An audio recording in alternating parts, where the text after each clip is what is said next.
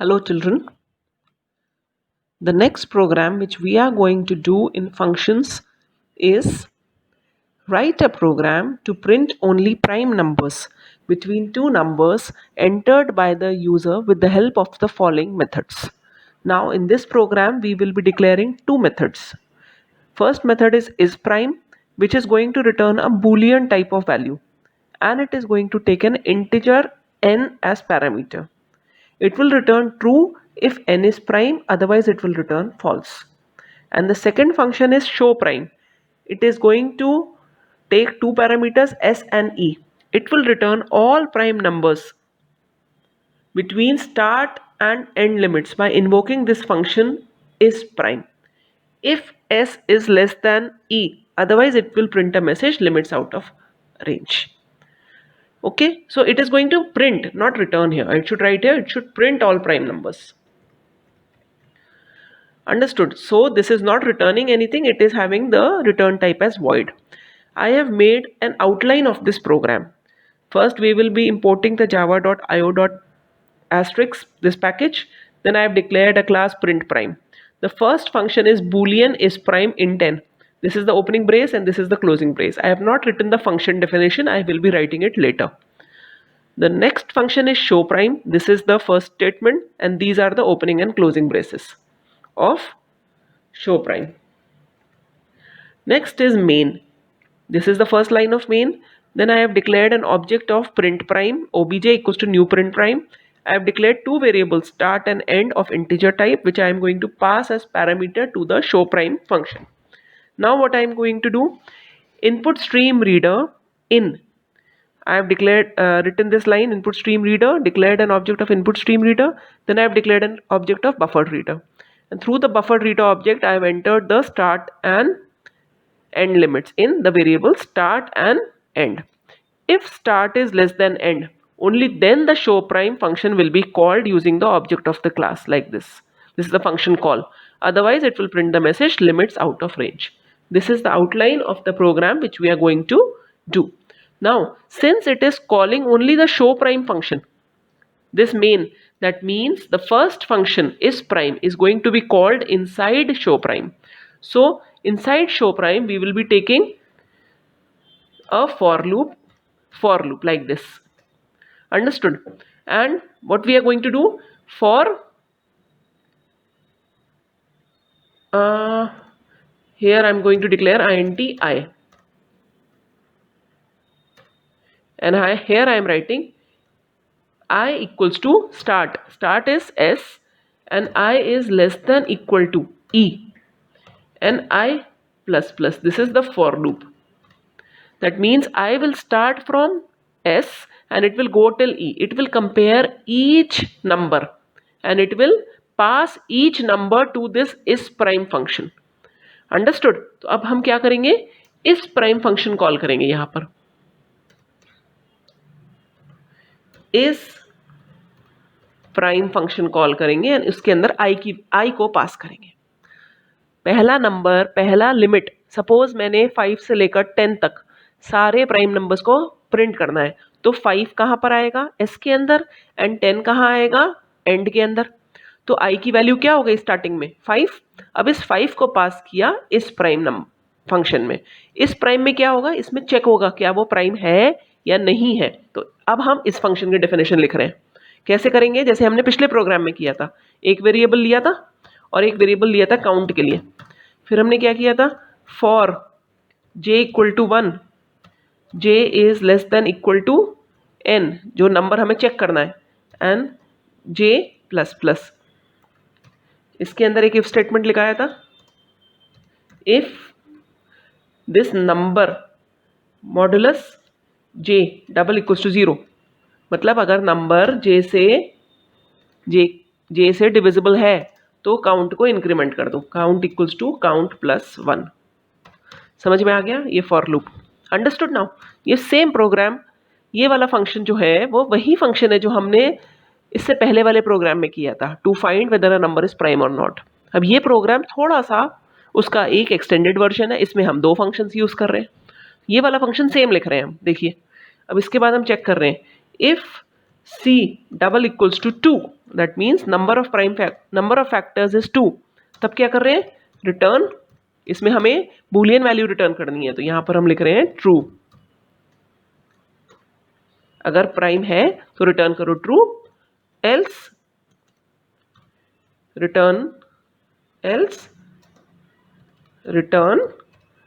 false.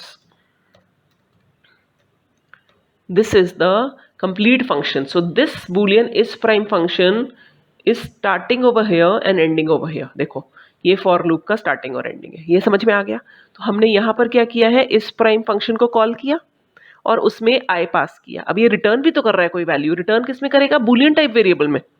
तो यहाँ पर एक बूलियन टाइप वेरिएबल डिक्लेयर करेंगे, बूलियन लेट मी से r, रिटर्न के लिए r, ठीक है। तो अब यहां पर क्या किया, r इक्वल्स टू इस प्राइम, ऐसे किया। देखो ये एक नॉन स्टैटिक फंक्शन है और ये भी एक नॉन स्टैटिक फंक्शन है, क्लास के दोनों ही मेंबर फंक्शंस है, तो एक दूसरे को कॉल कर सकते हैं without using the object of the class. लेकिन मेन जब इन्हें कॉल करेगा तो ऑब्जेक्ट के थ्रू करेगा, क्योंकि मेन एक स्टैटिक फंक्शन है।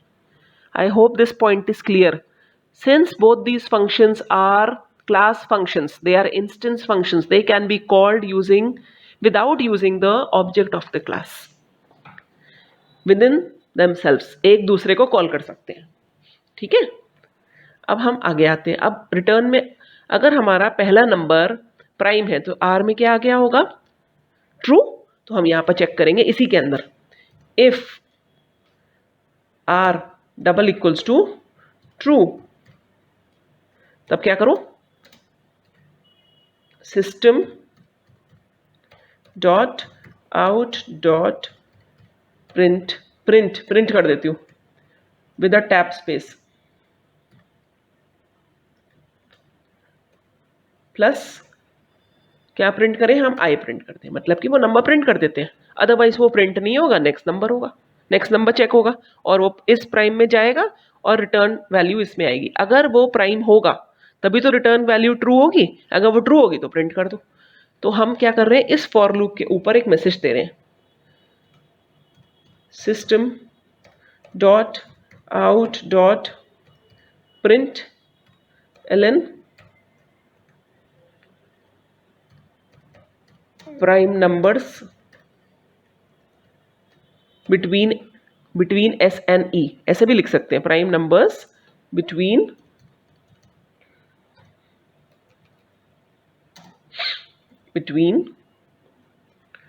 Plus s and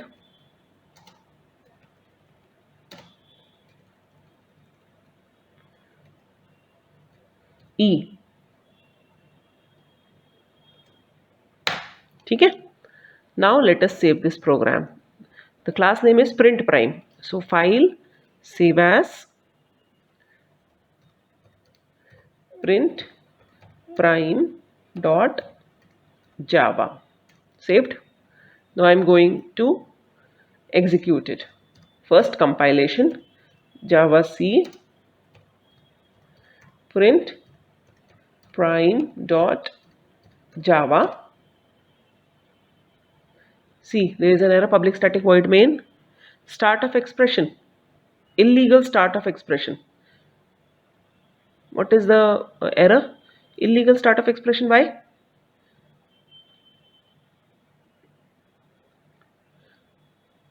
show prime function बंद नहीं हुआ है, देखो ये देखो, ये मैंने फॉर लूप बंद किया लेकिन शो प्राइम फंक्शन बंद नहीं किया, इसलिए एरर आई है। कंट्रोल एस करके दोबारा सेव कर लिया, देखो फिर से सेव करने के बाद दोबारा कंपाइल किया जाएगा। If n mod j double equals to 0, देखो unexpected type, j value declare नहीं करी है।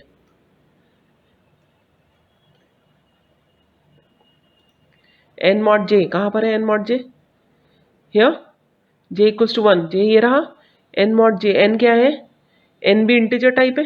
इफ डबल इक्वल टू लगाना है, यहाँ पर सिंगल इक्वल टू लगा हुआ है, क्लियर, एरर समझ में आ रही है ना। If it is a single equal to तो असाइनमेंट ऑपरेटर बन जाता है, if it is double equal to then it is a relational operator, so we have to use double equal to instead of single equal to. This is how we debug our program. Debug means removing the errors. Now there are no errors, compilation has not given any error now. print prime. See, enter the start limit 2, यहाँ 1 से लेकर और 10 तक, 1 से 10 तक. देखो prime numbers देखो 2 3 5 7 यही होते हैं. 1 is not a prime number. 2 3 5 7 this is the answer. और कुछ देखें, जावा प्रिंट प्राइम 1 से लेकर 20 तक. These are the start and end limits. See, अभी बिल्कुल ठीक आ रहा है. अगर मैं स्टार्ट लिमिट 20 डाल देती हूँ और लास्ट लिमिट 1 डाल देती हूँ, limits out of range. Error भी बिल्कुल ठीक आ रहा है. Children, I am executing this program so that you are able to understand better. So please pay attention, all of you, and note down all these programs in your notebooks. I hope you have understood this program now.